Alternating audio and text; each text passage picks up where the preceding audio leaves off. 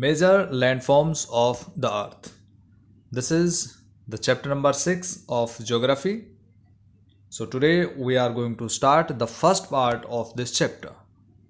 First of all, we should know what do you understand by landforms. Landforms of the earth. We can find so many landforms of the earth. You can see somewhere mountains, plains, plateaus, etc. So these are the different landforms of the earth because earth is made up of rocks and the upper layer of earth is known as crust, and there are different forms of crust which are found on the surface of earth. For example, as we have discussed, mountains, plateaus, plain, desert, etc.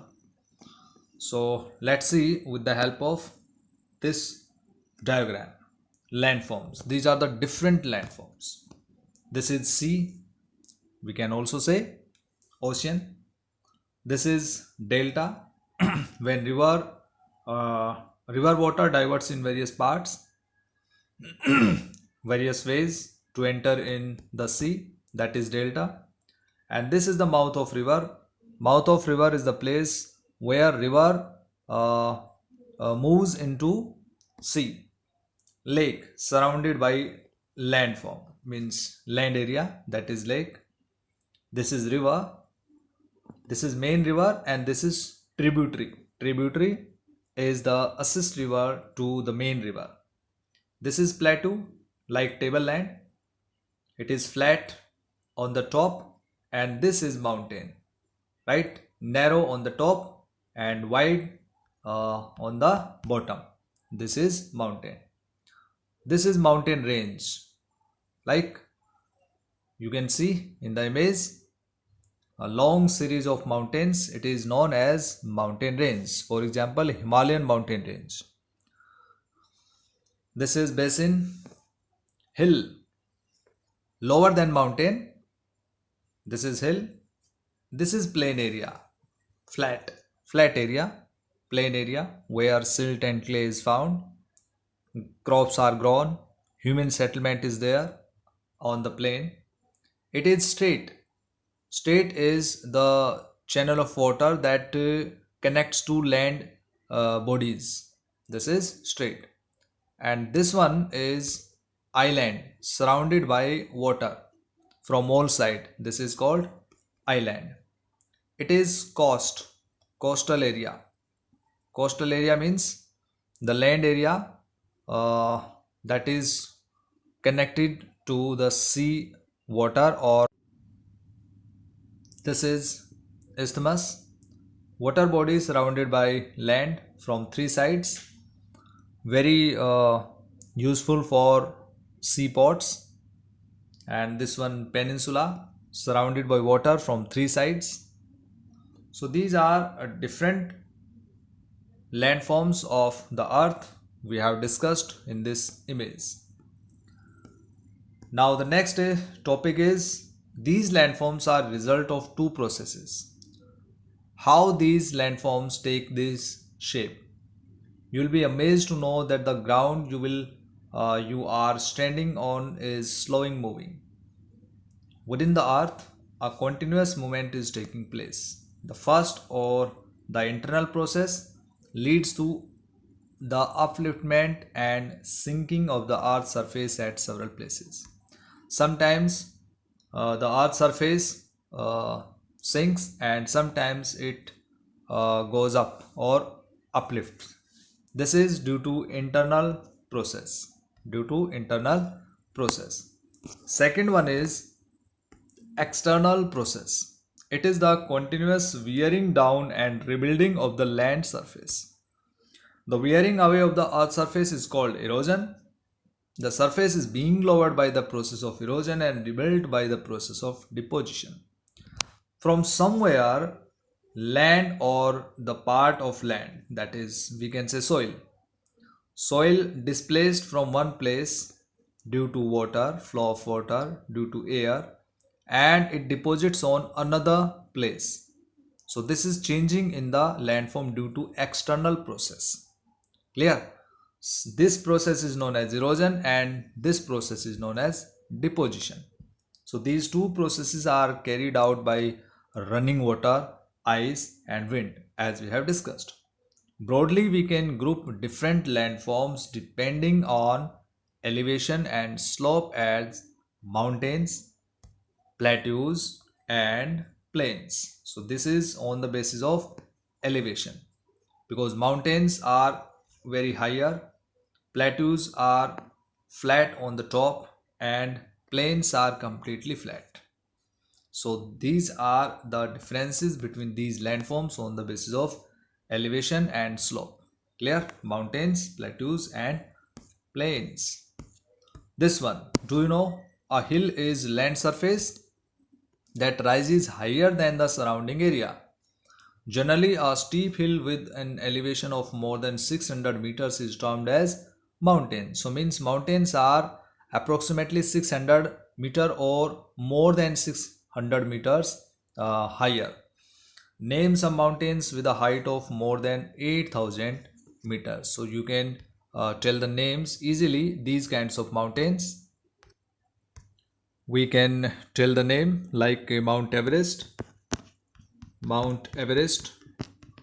All of you know about Mount Everest. Its height is 8,400, 8,848 meters.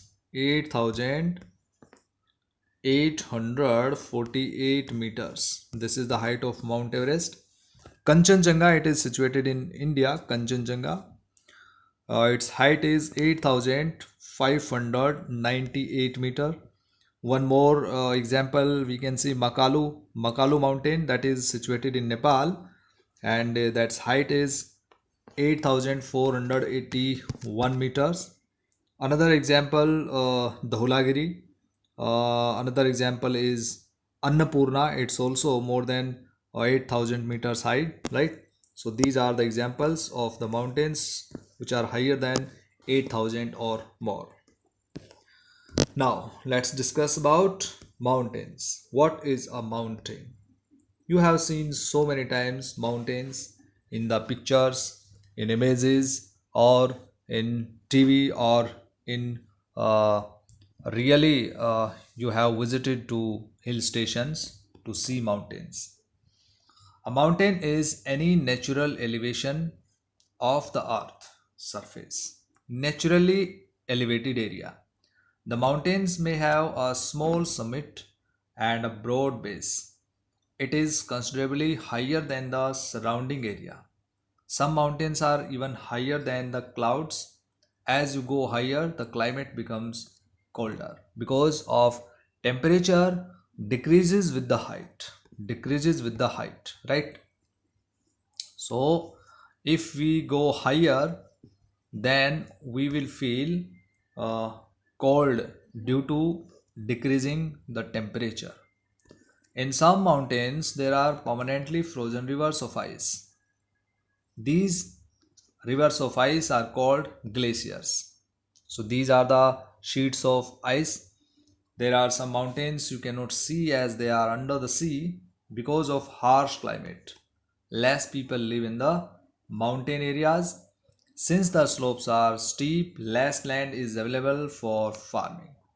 So in the mountains, the main features of mountains are that scarcity of habitants, means less people live, population is very low in the mountainous areas like in Jammu and Kashmir, Himachal Pradesh, Sikkim, Arunachal Pradesh. These are the mountainous states and there the population is very low. And since the slopes are steep, less land is available for farming. So farming is done by the people on a small scale because there is no favorable condition for farming in the mountains. Now you can see these images, fold mountains, Himalayas. On the crust, what is fold mountains? When different kinds of sedimentarial particles means folded and comes up due to the movement in the plates, So that is called fold mountains. We'll discuss further in this chapter. Mountains may be arranged in a line known as range. That is called mountain ranged. Many mountain systems consist of a series of parallel ranges extending over hundreds of kilometers. The Himalayas, Alps, Andes are mountain ranges of Asia, Europe, and South America. Himalayas, Asia, Alps, Europe, Andes, South America, respectively. Mountains vary in their heights and shape. There are three types of mountains. Number one, fold mountains. Number two, block mountains. And number three, the volcanic mountains. The Himalayan mountains and Alps are young fold mountains. There are two examples of young fold mountains, Alps and Himalayan mountains, with rugged relief and high conical peaks, because these are very higher peaks in Himalayas and Alps. The Aravalli range in India is one of the oldest found mountain systems in the world. Aravalli, situated in Rajasthan and some parts of Haryana. After that, the range has considerably worn down due to the processes of erosion. The Appalachian in North America, Appalachian, this is the plateau region, and the Ural Mountains in Russia have rounded features and low elevation. Sometimes Appalachian is known as a plateau because these mountains have less height in comparison of other mountains. So we can say Appalachian plateaus also, Appalachian mountains also. They are very old fold mountains. These are old mountains in folded form.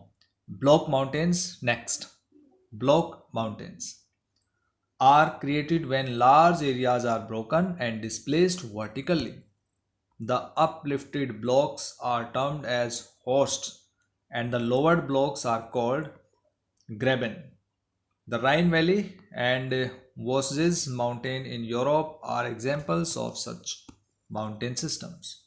We can locate on the world map in the atlas and find some more examples of this type of landforms. Next one is volcanic mountains. These are formed due to volcanic activities. For example, Mount Kilimanjaro in Africa, Mount Fusiyama in Japan are examples of such mountains. So dear students, mountains are very useful. The mountains are storehouse of water. So in the next video, we'll discuss about the uses of mountains.